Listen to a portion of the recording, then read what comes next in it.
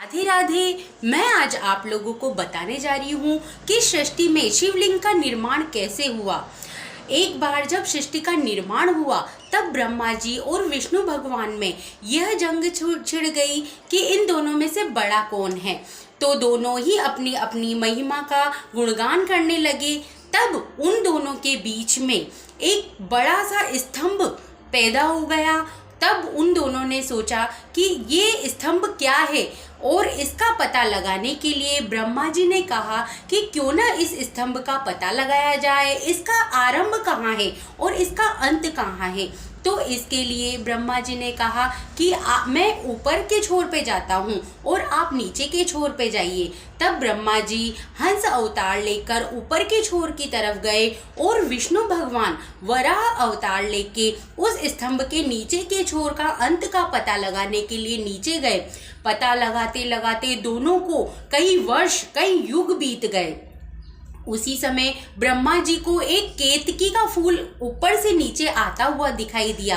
तब उन्होंने केतकी के फूल से पूछा कि हे केतकी के फूल, इस स्तंभ का आरंभ क्या तुम्हें दिखा? क्या तुम ऊपर से ही नीचे गिर रहे हो?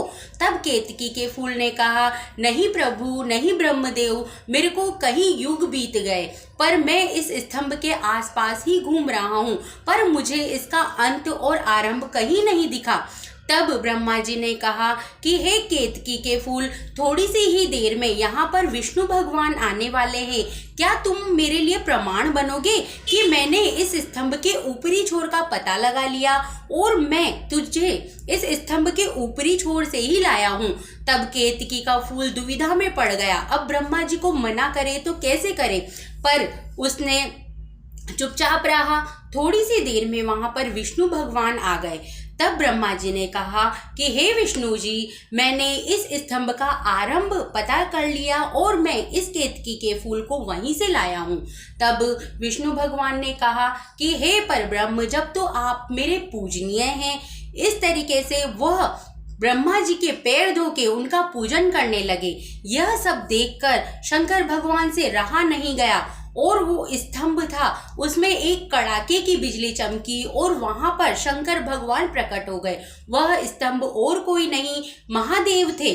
तो उन्होंने सबसे पहले तो केतकी के फूल को डांटा और उसके ऊपर बरसे और कहा कि हे केतकी के फूल, तू मेरे शीश पर रहता है, फिर भी तूने झूठ का सहारा लिया थोड़ी सी पूजा प्रतिष्ठा पाने के लिए।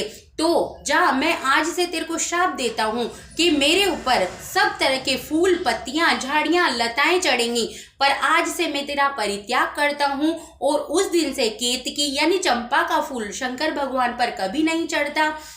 ये कह के उन्होंने केतकी के फूल को वहां से जाने के लिए कह दिया।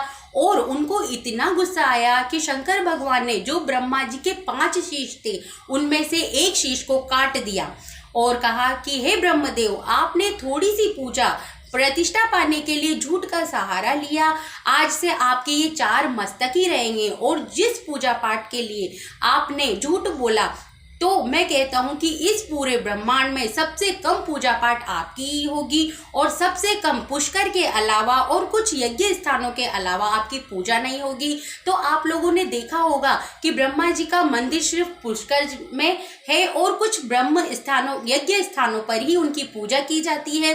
तभी से ब्रह्मा जी की पूजा बहुत कम होती है।